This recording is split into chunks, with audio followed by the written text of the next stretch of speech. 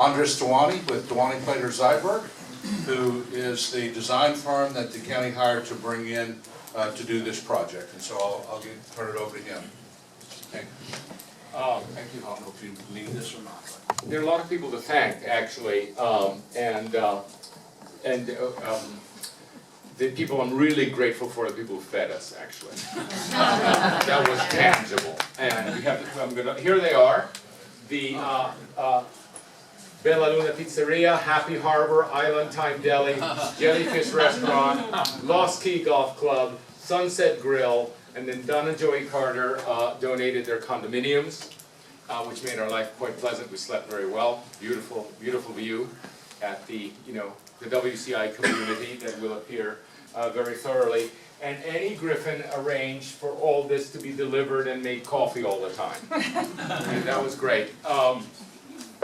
And one thing that is unusual, by the way, we do get that kind of help. People understand that this isn't the common good.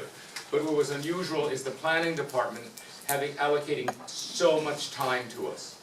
Normally they're withdrawn, they stay, come see us, we don't come out, and they were here so much of the time that it was actually, Lloyd and his crew, that it was actually unusual when they weren't around. And what they did is they basically said, they were very supportive, keep going, we like it, and so forth. And we need that all the time. Because of course, those of you who say, yes, I like it, I really don't know whether you're urging us on. I don't know you individually well enough to know whether it's in the common good or happens to be a piece of land you own.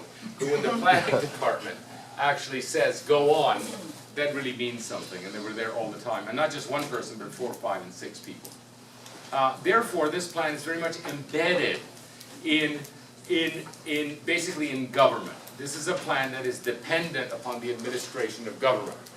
Now, where you all come in is if you like this idea, and particularly if you think that it is going to receive any friction or any resistance, then you have to show up in the political process. Okay? So what I'm going to try to do today is not so much go technically through everything. There's an awful lot of technique. I am going to dip in a couple of times and say, look how deep the technique is. And for example, Rick Hall is going to just sort of dip in and say, this is the actual sophisticated traffic situation, just to give you a feeling of everything that's involved. But the important thing for me to do today is to gallop right through it and communicate with you the big concepts, because you have to keep an eye on that. One other thing that I think is important to know is that there's a lot of inertia in this world for complex things. This initiative is extremely complex, and if somebody doesn't get up in the morning, every single morning, and kick the ball forward, it doesn't even stay in place, it rolls back down again. It's the nature of the thing. And what I would hope to see is after this and the next presentation on the 10th, is that a certain, groups like yourself or numbers of you actually feel that they have to move it forward. Now, because this is basically a resort community, the videotape is exceedingly important. So we're making 2 videotapes, and those will be more or less available over time. Also, the report, once it's finished, will be electronic, and you can put it in your computer, take a good look at it, and spread it very easily. Sometimes it's funny, photocopying takes a lot of effort and money, but just making a little copy in your computer costs virtually nothing. So we're going to deliver the report electronically, and we hope it spreads, like one of these revolutions that happens in those other countries.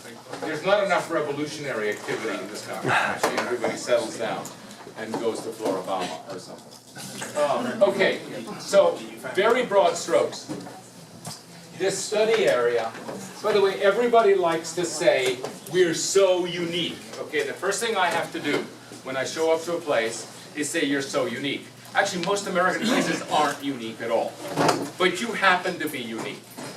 This really is different. This is extraordinary to have a place like this, which actually has a substantial area in the center, and then great long branches, which essentially are wonderful, valuable beach on both sides. One of which is natural, and one of which is actually, I would say, in play. Another thing that's unusual about this is that you began developing essentially in 1970. Okay, now this coincided, since 1970 now, is the lowest period of Western architectural culture. It was better in the 50s, it was better in the 20s, you can tell. Okay, and hopefully it'll be better in the future. But there's a lot that has to be mitigated. Okay, there's a lot that has to happen. And the worst part is not the aesthetics, which, by the way, I don't think that it's really that bad. It's just condominiums. They're not brilliant, but they're not bad. The worst part is the commitment that there was in this period towards automobile dependency. You know, which is to say, you can't do anything on this island without driving. I mean nothing. You can't get groceries, you can't see your friends, etc. And that's a real problem in the 21st century. There are three problems I need to emphasize. First of all, as people get older, they don't drive. It just becomes a burden, and eventually you stop driving, then you have to sell your beautiful condo with the view and go to a retirement community where they drive you around. And that's what happens when you haven't got a place that is walkable. Because, by the way, old folk can walk a very, very much longer time than they can drive. Second thing is, if you care about climate change, one of the things that happens is that, by the way, you know, it actually doesn't matter if it's true. The young people think it's true. That's all you need to know. Okay? And it doesn't even matter how they got there.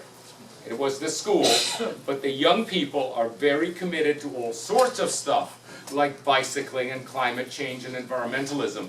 And they're not only your kids who want to come to a cool place and vacation, they're the people who are going to buy the condos. And if this is one of these places that becomes uncool because you can't drive anywhere, and I think you've heard that what's really cool for the young people now are the downtowns. Okay, so it is imperative for the real estate value of this place that you change from the 1970s car-dependent model to the model of the 21st century future. And it has nothing to do with science, it has to do with real estate. One really interesting little wake-up call. Your waterfront here for high-rises sells for between 9,000 and 12,000 per linear foot. Okay, in our walkable communities down the road, like Seaside and Rosemary Beach and Alice Beach, okay, in beaches exactly like this, it sells for 57,000 per linear foot. Okay, 5 times as much. And what are they selling there? Oh, if you live here, it's walkable. Okay, if you live here, your kids love to vacation with you. If you live here, they have something to do. If you live here, it's a good place to have a retirement community.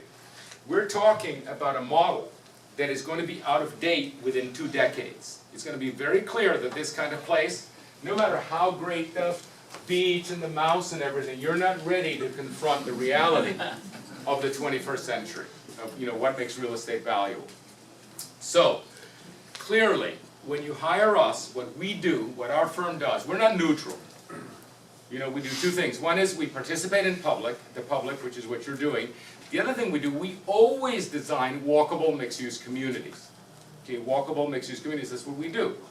And if you don't want that, you don't hire us. So we figured that we would actually, that you wanted to move this place towards that. The other thing we do is we actually work for developers.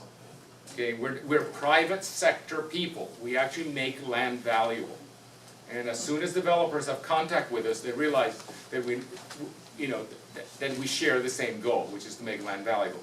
Because there are a lot of well-intentioned planners that don't do that. They say, well, it's the right thing, the mouse, whatever, you know, do the right thing, don't worry about the business. Well, it doesn't work that way. I think that this place needs also to be curated for development as well. You know, not only for the mouse, but the way you have your retail. There's a lot of stuff that needs advice from a real estate point of view.